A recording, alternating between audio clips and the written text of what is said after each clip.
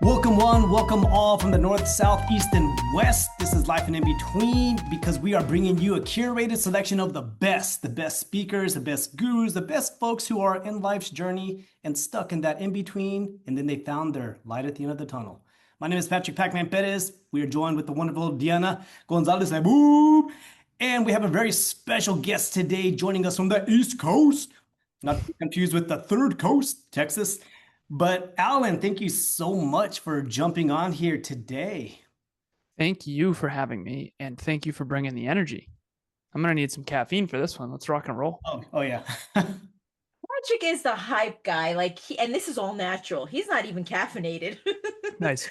But yes, I am so excited to have you on here because Alan, you have so many layers.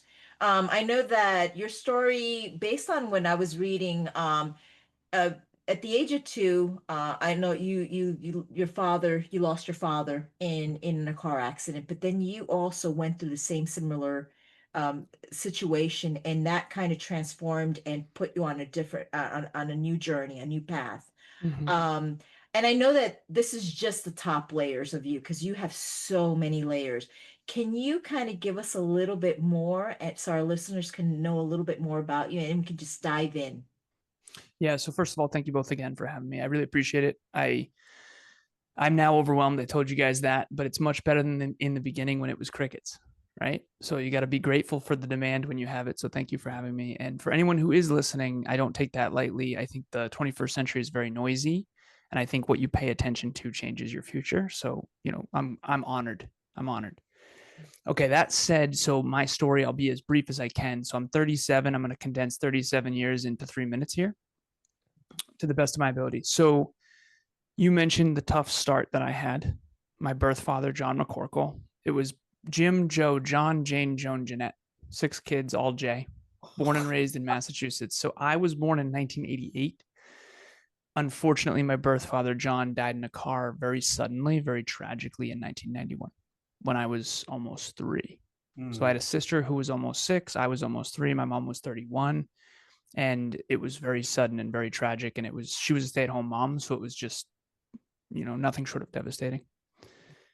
I had a stepfather named Steve Lazaros from 1992 to basically the early 2000s. So from my ages 3 to 14, he left my family at 14. My mom and stepdad did not get along. That's a very polite way to put it. And we didn't really associate much with the McCorkles anymore when we were trying to be quote unquote the Lazaroses. And then that same year, 14 was the hardest year of my life. I didn't know that at the time. It's very clear now. My mom gets in a fight with my Aunt Sandy, and we get sort of ostracized from her side of the family, her sister. So, and to this day, I've never seen her spoken to a single person from my stepfather's side. Never seen her spoken to anyone except for 2 people from my mother's side. And then the McCorkles, we sort of sailed away from when we were trying to be sort of the Lazaruses. So in some ways, I kind of lost 3 families by the time I was 14. Oh. Now, the point I'm making there, and I didn't know this at the time, is that I had 2 trauma responses to that. So there's 4 trauma responses. There's fight, there's flight, there's freeze, and there's fawn. Socially, it was fawn. Fawn means appease. I became this sort of social chameleon. Don't lose any more friends and family. Don't lose any more friends and family. Don't lose any more friends and family. Be what others need you to be to keep relationships. Manufacture belonging is what I call this. So I sort of became whatever other people needed. But behind the scenes, when no one was around, it was aim higher, work harder, get smarter. It was fight, prove myself. So I became this sort of super achiever guy. Because when my stepdad left, he took 95% of the income with him. And I went from sort of 90s.com bubble, boats and ski trips, early Christmas presents, Dreamcast and Xbox sort of thing, to now I get free lunch at school because our income is so low. My mom trades in her BMW for a little Honda Civic. We don't have cable. We're not going to starve by any means, but how do we keep the house in the family? And I went from, I hope I get into college, to even if I do get in, I can't go. My dream college was WPI, Worcester Polytechnic Institute. It's like a mini MIT in Massachusetts. It's one of the best technical colleges on earth. And it was 50 grand a year back then. Yeah. So I went from I hope I get in to even if I do get in, I can't go. So I got straight A's through all of high school. I got all the scholarships and financial aid that I could. I got the President's Award behind me, signed by George W. Bush over there. And I was the obnoxious kid at the award ceremony that just kept getting called up over and over and over again. Might as well not sit down. And I got all the scholarships and financial aid. I was able to go. Computer engineering degree, graduate with high distinction, master's in business, off to the races. So I did preschool, kindergarten, elementary school, middle school, high school, college, corporate, and I did that very well. I went from broken high school to like a global 1% earner in my early 20s, paid off 84 grand worth of college debt in a single year in 2014. Tech company, raise. Eventually landed a company called Cognex. And I'm making almost 200 grand a year in my early 20s. And I'm used to being broke, so I don't need much. My rent was $500 with my girlfriend Courtney at the time. I drove a 2004 Volkswagen Passat that I bought in $5 grand cash because I refused to buy depreciating assets. And I put the rest of my money in the stock market, and I did very well. Then I got in my car accident, and that's what you referenced, Diana. Right. So at this point, I'm extremely successful, quote unquote. I achieved what I thought I needed because when my stepdad left, I looked into the future. It was no trust fund, no dad, no generational wealth. Like, we're in trouble. How am I going to go to college? How do we keep the house in the family? And I went from that to like very well off, more than enough money type of thing. And then I got in my car accident. So I got in a head-on collision, my fault. Oh. I hit a lift-kitted pickup truck doing like 30 miles an hour. Dark winter night in 2015. Supposed to yield. The yield sign was covered by the snowbanks. I didn't. Wrong side of the road. Boom. It went up and over my car. I actually just gave a speech this weekend where I showed the pictures. Fortunately, no one was killed. And this car, 2004 Volkswagen Passat, I used to call it the tank. Thank you, Volkswagen. Safest car ever. Oh, yeah. And the truck I hit was a lift-kitted pickup truck. So it went up and like onto my car. And we were all okay. Wow. Definitely rattled, for sure. But no permanent damage, no deaths, which is good because that would have been my fault. However, for me, I'm 26 at the time. My dad died in a car at 28. So this was my absolute mortality moment. This was my quarter life existential crisis. What if that was it? And now looking back and sort of rewatching the movie of my life over and over again on podcasts like this, what I've got it boiled down to is this. I was successful, I was a good person. I tried really hard, but I was not even close to reaching my true potential. And a lot of people will say like, well, what do you mean? You got straight A's, you did so well. Yeah, but honestly, I was resting on talent. School always came really easy to me. A lot of things did. So I promised myself 11 years ago, I'm 37 now, that I would put it all on the court. And I mean, I dialed personal growth, self-improvement, and personal development up to 11 out of 10. And from that day until now, I haven't taken a single day off of improving myself. And I never will, because when I faced mortality, I knew that I didn't come close to reaching my full potential. And that's a mountain that gets higher as you climb it. But I think that that's ultimately what people will regret at the end of their life. That's what I regretted. So I decided to dedicate my entire life to reaching my full potential and helping others do the same. I started a company called Alan Lazaros, LLC, what you'll never learn in school, but desperately need to know, because I found personal development, self-improvement, and personal growth. And I was like, I was a straight A student. Where was this in school? Right? Goal setting, productivity, time management, humility, courage, vulnerability, relationships, communication. Where were these? Fitness, finance. I didn't take my first finance course till grad school. And so now I dedicated my life to teaching people things that they really, really, really desperately need to know, but aren't necessarily seeking and certainly aren't being taught. And that's why I'm here today. Mic drop. Sit on that. This is gold. And I'm right in line with that there's a lot of things our youth don't get access to after college. And, thank you. Thank you for sharing that. Because I mean, I'm over here taking notes.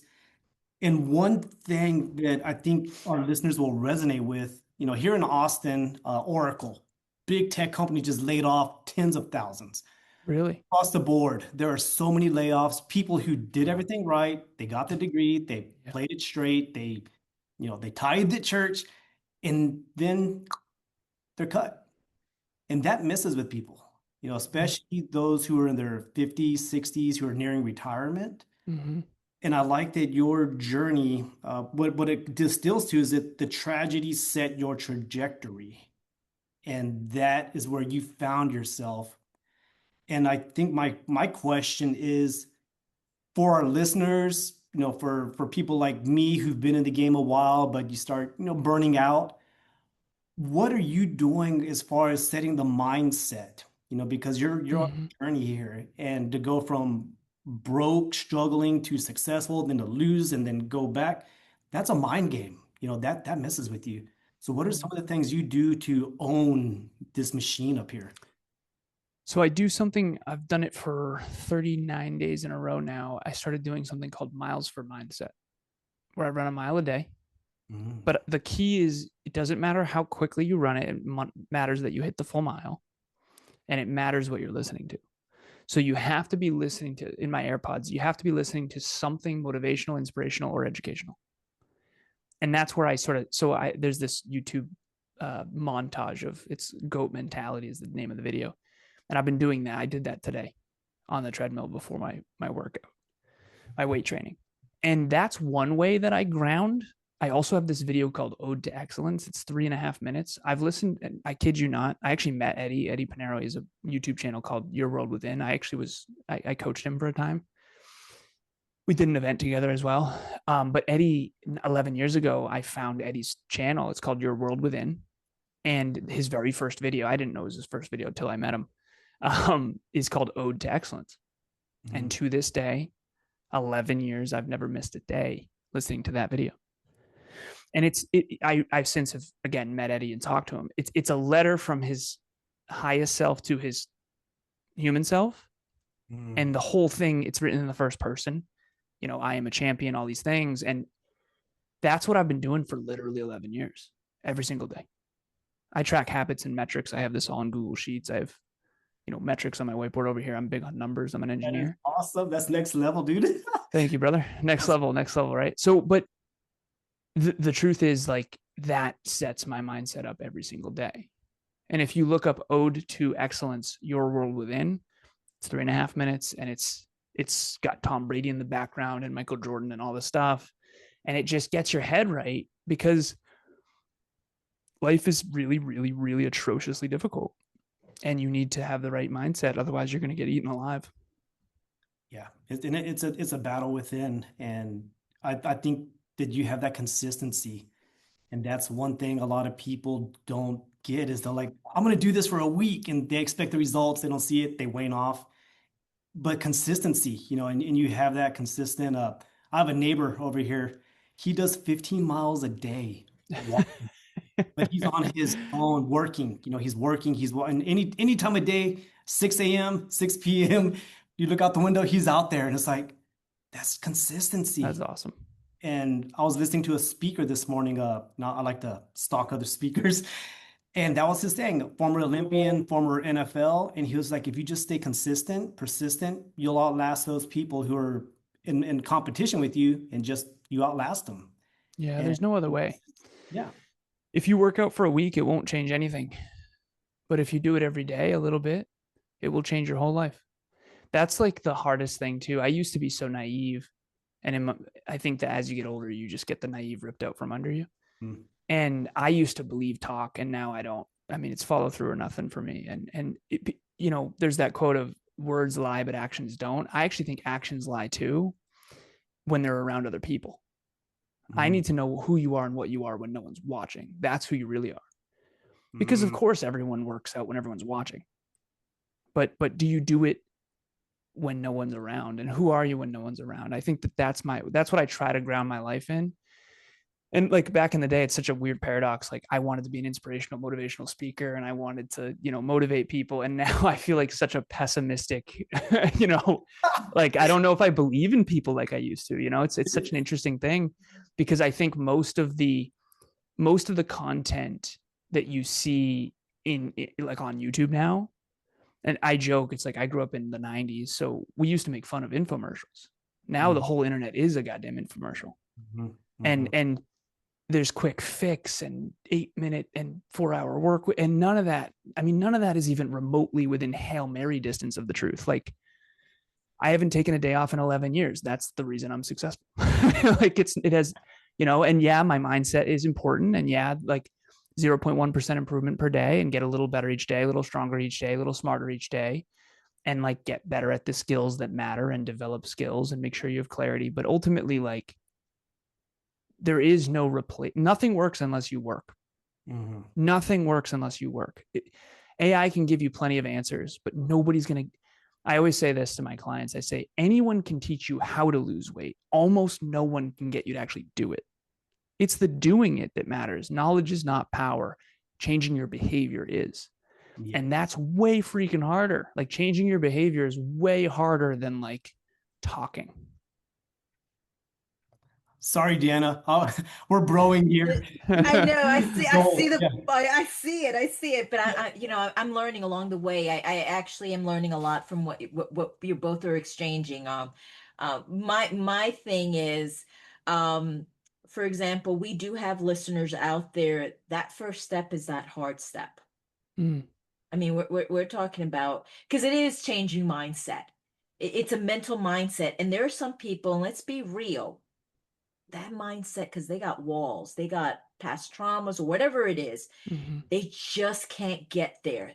And so how do you encourage? I don't know if you've had any clients or any people that at that point that they want to make the change, but they just, that something is just keep pulling them back, holding them back.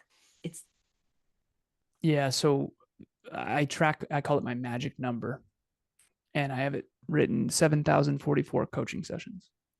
I track it every day. I think I had 6 yesterday. These are one-on-one clients, like business owners. I have 30 one-on-one clients right now, but it's been hundreds over the years. And the reason I'm saying that is so I'm not just talking. This is real people in the real world, right? This is not just like anecdotal. What I've found is the medicine you give one patient will kill another. So you have to understand the individual. Some people, we call it the drive to 5. Some people are over, meaning they think they're better than they are. And they need humble pie in order to get to what we call 5. 5 is centered. 5 represents, so 0 to 10, 5 represents confident and humble. 5 represents accurate, optimal. It's like Goldilocks, too much, too little. 5 represents accurate self-worth and accurate self-belief. And 0s are delusional in the wrong direction. 10s are delusional in the other direction. So the 0s don't think they can get a mentor. The 10s don't think they need one. The 0s don't believe in themselves at all. The 10s believe in themselves regardless of effort. So I like to find people at 5. And if they're not at 5, you have to figure out where they are. And then for the 10s, you have to pop their balloon, which is brutal. Yeah, it's the worst. It's the because they'll attack you. They're like, oh, you think I'm not awesome? No, actually, you're actually not that awesome. I don't know. Maybe you were great at football in high school, but like this 15 years ago, bro.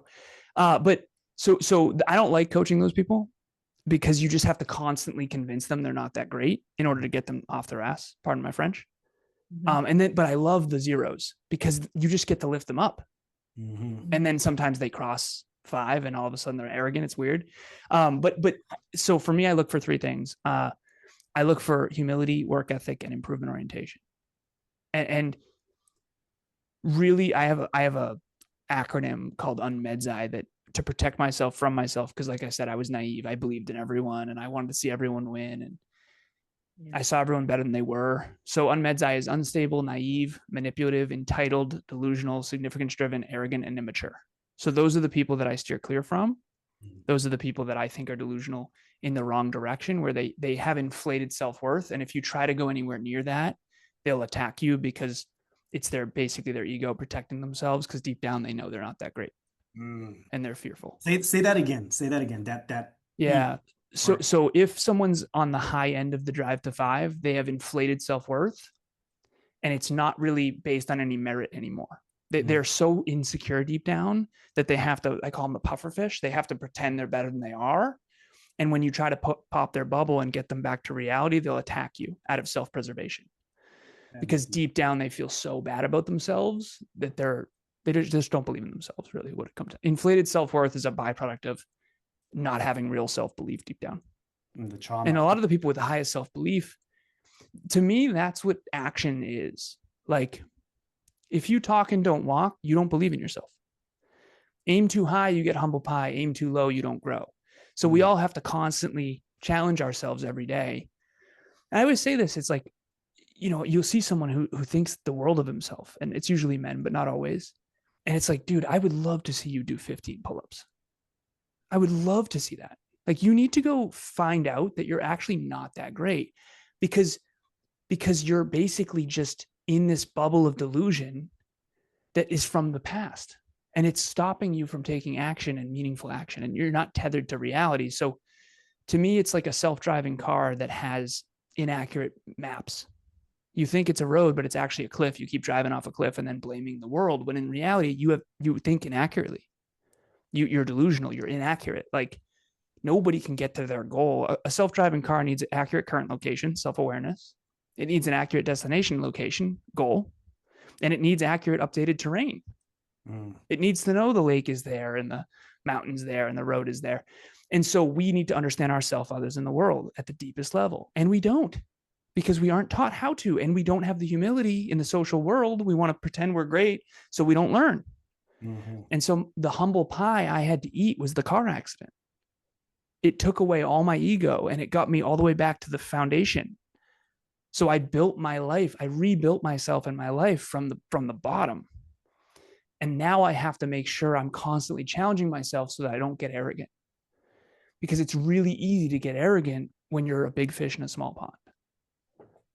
And this is, and I think that's the difference, because back in the days, I used to coach and train aspiring speakers, but they would come with, I'm a Hollywood star, this, and it's like, you live in a small town outside of Houston. I don't think you're a big fish in a small pond. Yeah. But it was the ego, and then the ego just it attracts people who feel so less than that person brings them down. Even if they have some self-worth, they bring them down so they can build them up. And it's like, you just yo-yo these people.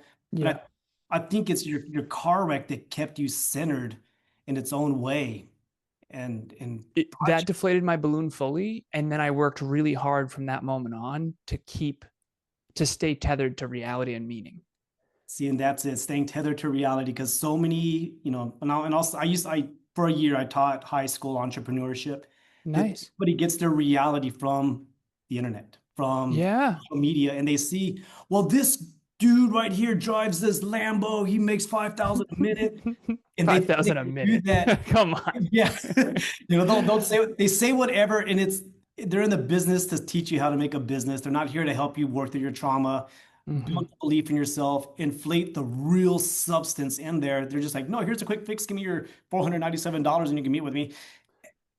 And you're bringing, and this is what I like, because when I was going through yourself, I was like, oh wow, I hope he's not like Manosphere. I hope it's not like, but it's, don't worry.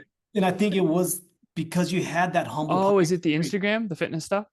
Is that why? It was what was it? I think just on some of the videos, I was like, there's fitness, but then there was like models and this. And I was like, yeah. I did modeling back in the day. Okay. Yeah. If I did touch the Manosphere at all, I left immediately. There was a speaker that I tried to help, and he was a former model, and I was like, your website, like, it's just gonna turn ladies on, maybe, I don't know, but it's not marketing to the people you need.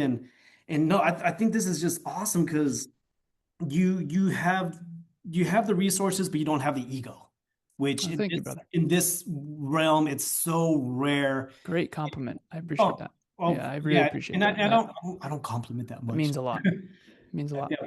And there is and I like that you're bringing up humble pie. I haven't been phrase since so I have a dance crew out in El Paso breaking, and that would always be the phrase is like, that dude thinks they own the floor. Yo, Gabe, go give him some humble pie.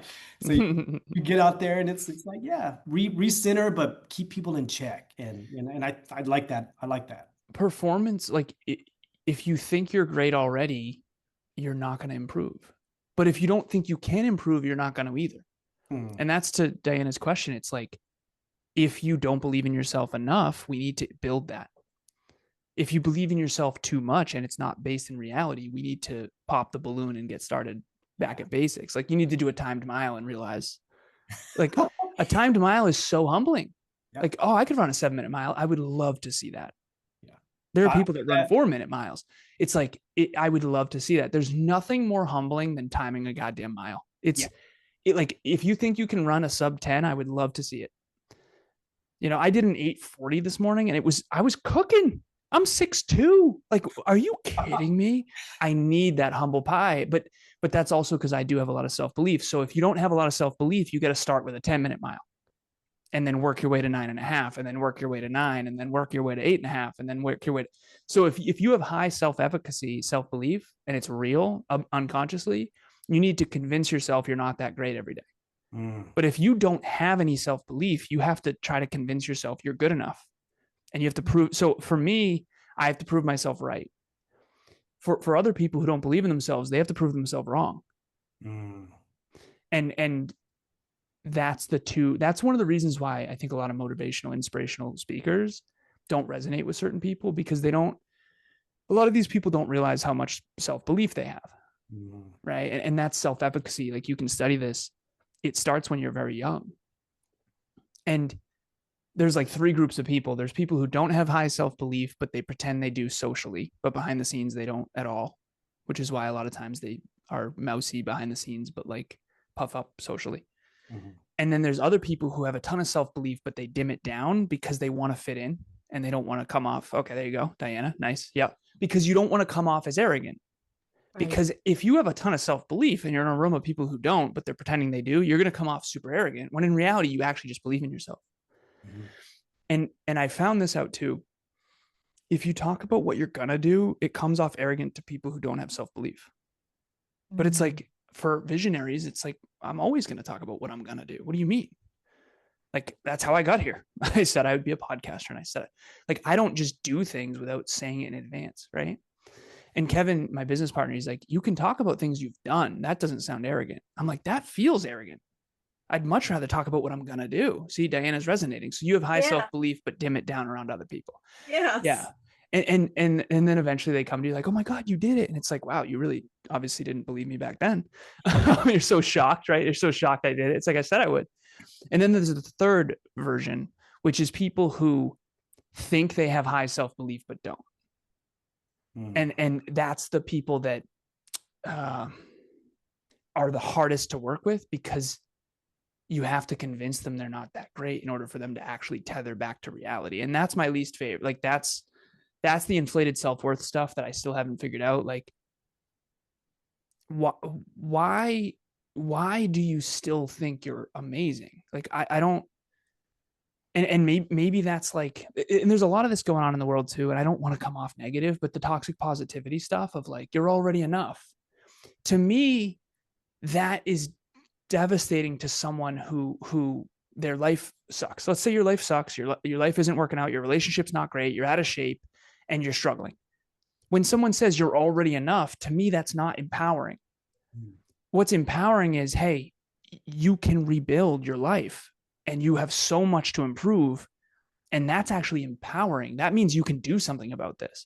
Because if you're already enough and your life is not going well, what do? I guess you just hope, and you put the responsibility in someone else's hands. So if you want to take back your power, you have to take back changing your own behavior, because your own behavior is responsible for a lot of your success or failure in life. Like, if you don't track finances, you probably aren't doing that well. If you don't track metrics, habits, calories, macros, you're probably not doing that well. Like, you don't step on the scale. You got to check in and measure these things. Imagine going to Apple headquarters and being like, hey, what are you guys up to today? And they'll be like, oh, we have no idea. Like, what are you measuring? What are your KPIs? Oh, we don't measure anything. It's like Michael Phelps's coach, just jump in the pool, swim around. Mm. Success is a numbers game. And there's nothing more humbling. I said this at our event this weekend. I said the reason why a lot of people keep their goals vague is because the moment you clarify your goal, you immediately feel like a failure. We just did a 10-pound and 10-week challenge with 28 people. It was awful. It was 70 days, February 1st to April 11th. Weigh-ins were this past Saturday. I'm like fairly athletic. I was a fitness model, fitness competitor, fitness coach. I have 3 trophies. I won one of my shows and it was still awful. And the majority of the 28 people did not hit weight. That's why we don't clarify our goals, because it makes us feel like a failure. But if you don't clarify your goals, you're failing by default because you have nothing to benchmark against. So I would rather, if you want to feel good, you're in trouble. If you want to get better, all good things are uphill. And uphill is awful. Uphill is sweat equity, and uphill is awful, but it helps you get stronger and smarter. You don't get stronger and smarter without going uphill. But going uphill doesn't feel good, so we don't do it, right? And that's why I think I'm realizing that I'm not as popular on the podcast front as a lot of these other speakers, is because a lot of them are very overly affirming, in my opinion. It's like, you're already enough. It's all going to work out. Like, no, it's not. No, it's not. Your future's not just going to work out. You want the hope instead of the hurt. And hope isn't a good strategy. Yeah, you want the hope instead of hurt, but it's not. Hope isn't a good strategy, right? A good strategy is, okay, let's go back to the drawing board. Let's come up with a plan. Let's execute against the plan and realize how inadequate we are so that we can get a little better each day. And so, yeah, I'm more of a coach than a podcaster, I've realized. I mean, this is, as they say, you're cooking. Is that what you say? You're cooking. Yeah, cooking. I think it is. And I'll throw this towards Deanna, because there's so much of this. Is Deanna, would you see in your realm that, and this was my thought when y'all were talking about, like, sometimes you shrink away, but sometimes women tend to shrink away because they don't want to come off across as alpha, aggressive. Yep. She's a beep. Exactly. I mean, I think being in the corporate sector, for all those years, I found myself always shrinking myself, because of the fact, like, a man comes off of, I was coming off aggressive. I was coming off as the B or whatever. And it's like, you know what? I have to just dim my light, my voice, and just kind of, and even allowed other people to take credit for my work, which was the most. Yeah. It's like, and just stay quiet and just like, and it's like, and I think many women face that, and it's just like, I'm not going to rock the boat. People are going to realize, and believe me, people just don't realize. They don't realize. No, I coach so many amazing women. Like my beautiful girlfriend and future wife, she's big on this stuff too. We coach couples. We've been coaching couples for 6 years. They're the ladies. The world gets worse when you guys don't stand up. Like, you can't let the worst leader lead. How many times do women let the worst leader lead? And when they lead you off a cliff, you can't let them lead you off a cliff. Yeah. Like, the most aware, most capable person is supposed to be the leader. But it's all about courage, like social courage. For me, I was such a coward. I would like want everyone else to lead. My 3 chief officers, me, Christina, and Kevin, we playfully call ourselves the 3 cowards. Nobody wanted to be bad cop. Nobody wanted to stand up and say, like, wait, how many businesses have you built? Like, not 0. So why do you think you know everything? Right? We didn't want to pop any bubbles. We didn't want to pop any balloons. And unfortunately, you let these, adult toddlers lead the company. And it's you got to stand up to them. You got to. And I think a lot of times the leader who should be leading is the one who's the quietest. And that's unfortunate, because when you stay quiet, Diana, nothing changes. That's very true. Yeah, when you stay quiet, nothing changes. And then, but when you do, and this is a double-edged sword, because when you do speak up, at least in my personal experience, I don't know about other women, but in my personal experience, like I'm labeled, oh my gosh, she's overreacting. That's that Latina side coming out of her. Or she's like, you know, and it's like, excuse me? Yeah. You know, you're being overly emotional. And I'm like, okay, I'm being overly emotional. So those are the things that happen. And then if you take it to HR, oh Lord knows, your career's doomed already. It's done. It's already Diane. done. I mean, it's like, okay. There's so many biases too, like with the women thing and you coming up. Like I could be frustrated and dominant, and I'll come off not the same as you will. It's so unfortunate. I'm very, you know, but we need the women to overcome this because we need you. And I think more than ever in human history, like, whoa, it's game time, especially with some of the stuff. But what I want to bring this down to earth for is I found that I was doing this, and I don't want to speak for you, Diana, because I am not a woman and I understand. Okay. I understand that I'm not. So I need to say that. That said, what I found I was doing is I would coward, not speak up, not speak up, not speak up. And then all of a sudden, whoosh, all at once. Then it would come off as too much. Then I get stuck in shame and rinse and repeat the same cycle all over again. And so what I've found is, this is my new mantra. Alan, I know you're afraid to be disliked. I know. This is my honest conversation with myself. People don't like you. You don't know why. It's all, you come off arrogant. I know. You want to be liked. I know. Just tell them what you really think. Be respectful, but tell them what you really think. As an engineer, you learn very young. You can't tell people what you really think. And I'm not going to say you can't, but it's when a woman says, hey, do I look fat in this? And you say yes at level 6 out of 10, you realize really quick as a young man, like you can't tell people the truth. And if you do, you have to be very tactful, right? This is office politics, the whole freaking nine. So what I've learned to do, and I've had to do this several times in this interview, is just tell them what you really think. Have the courage to tell them what you really think. There's a lot I've said on this show already that authentic, very authentic, absolutely. But am I going to come off negative? It's like all these other podcasts, you're already enough. It's all going to work out. Things are great. Like, no, nope. No, it's not going to work out. Actually, no, you can't work 4 hours a week and be a millionaire. Like, no, most of that is all wildly inaccurate. But I'm going to come off as the negative one. And so I realized some point in my life, in my 30s, really, because in my 20s, I lost myself.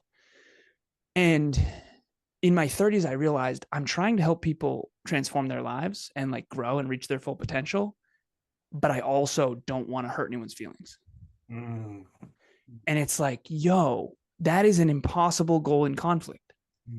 Yes. So I started saying, and now I have all these disclaimers. I care more about your future than your feelings. Right.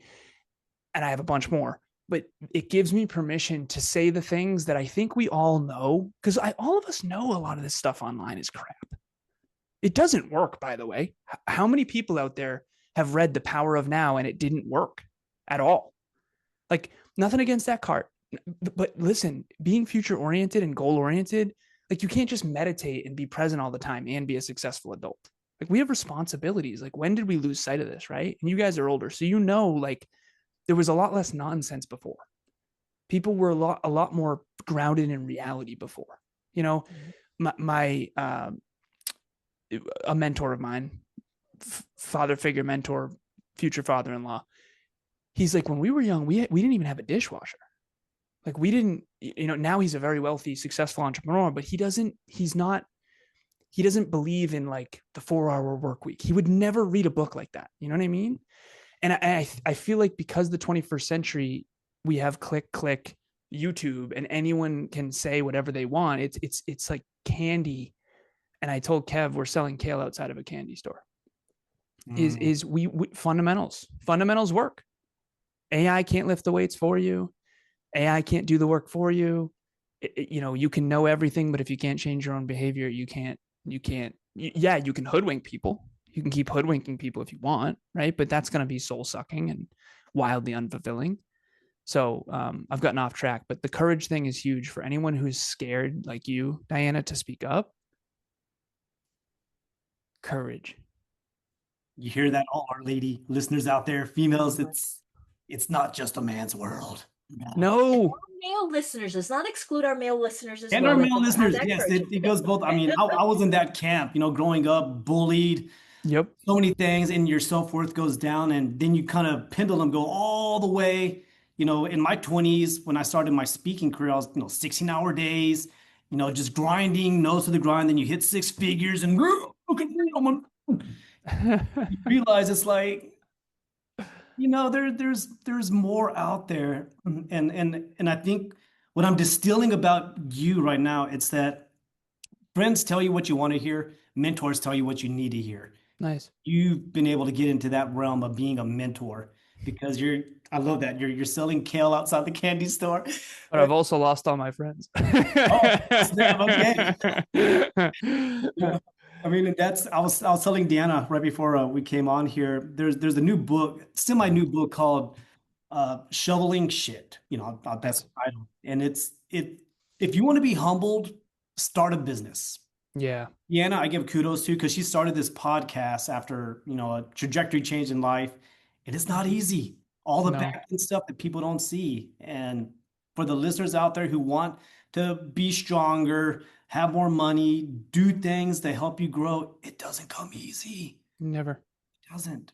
And you're a testament of that because you're still grinding. You're in your 30s, and I was grinding until about 40, and I was like, oh, I have a 4-year-old. But it changes. So keep the hustle, man. That's awesome. Thank you, brother.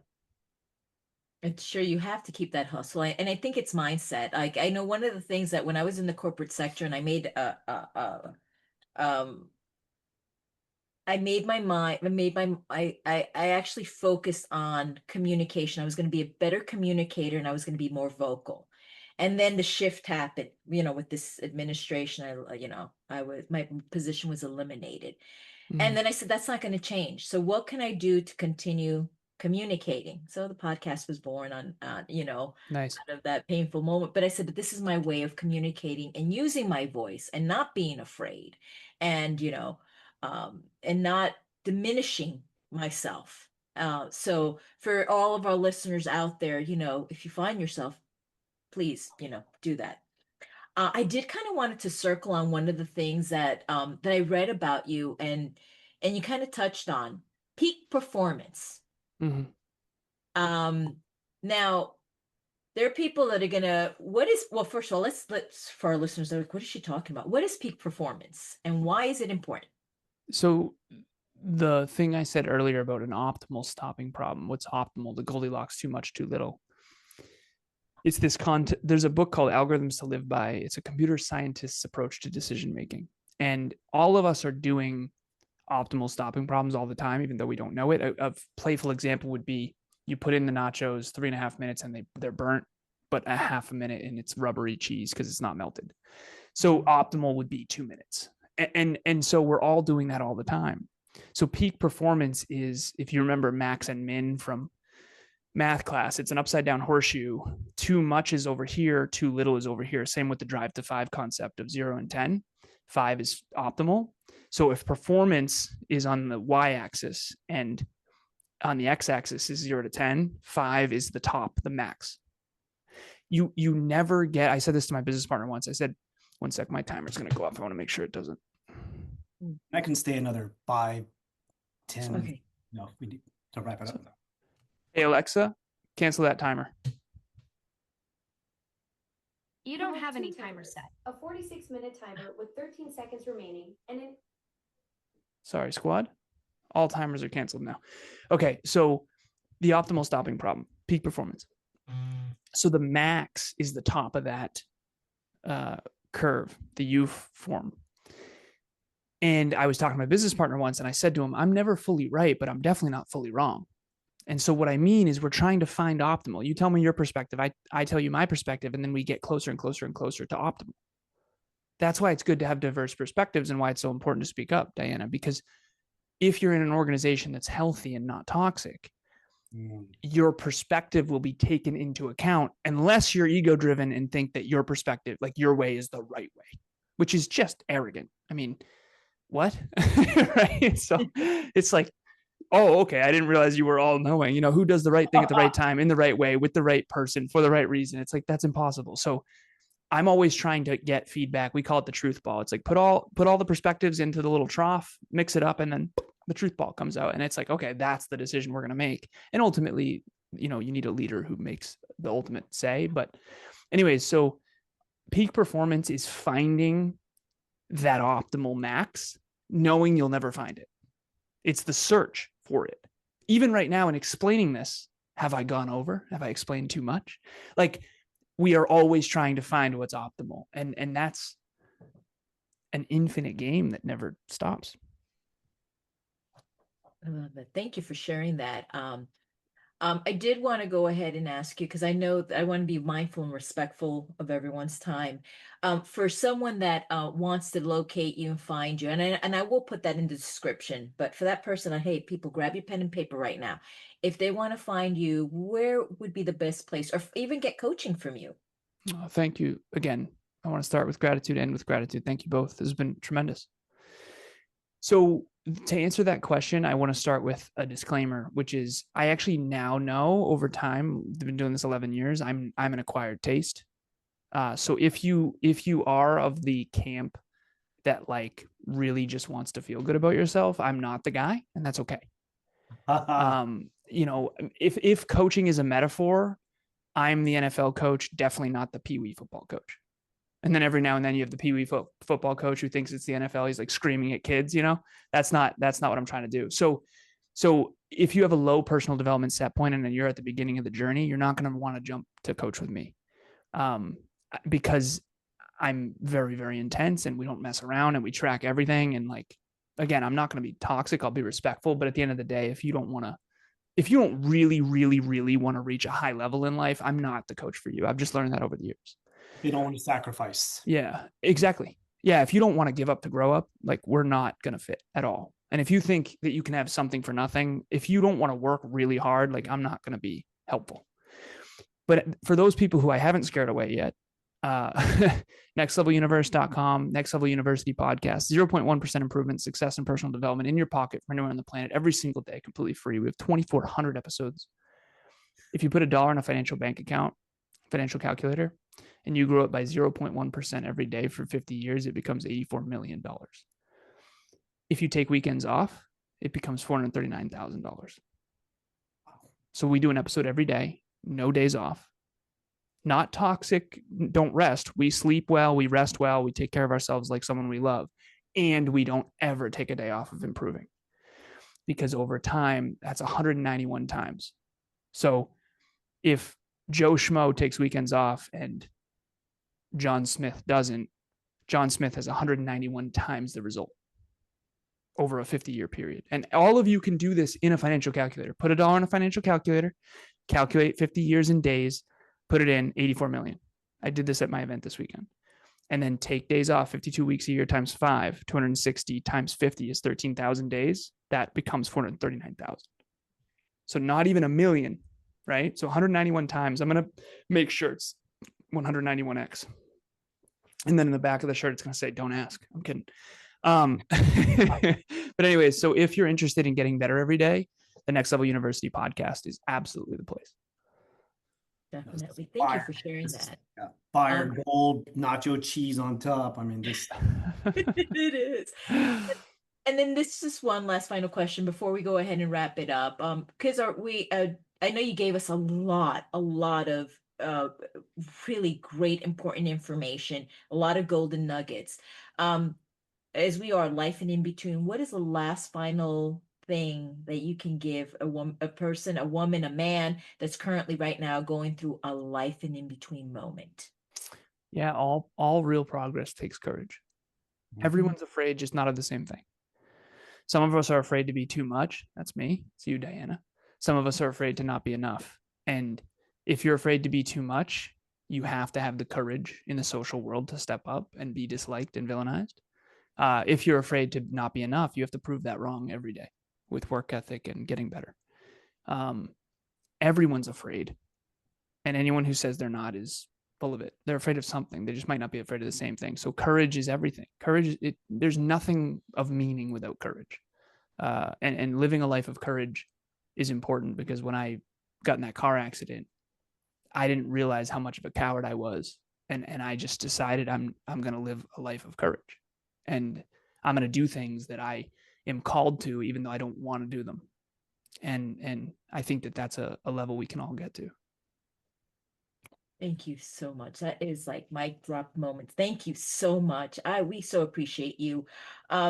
Patrick, Yes, where no, can our we're about to do listeners some find burpees. us? For our listeners out there, thank you so much. Please share this, because I know there's someone that needs to hear this.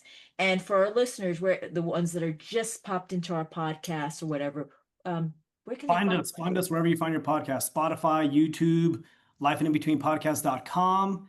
This is here to help you in your transitions. And, as Alan was saying, you may be better than you think you are, or you may need some humble pie. And that's why we have Life in Between here, to explore those transitions and those moments. So once again, thank you all for joining us. I'm going to do some burpees because I'm just amped up. Thank you. Peace.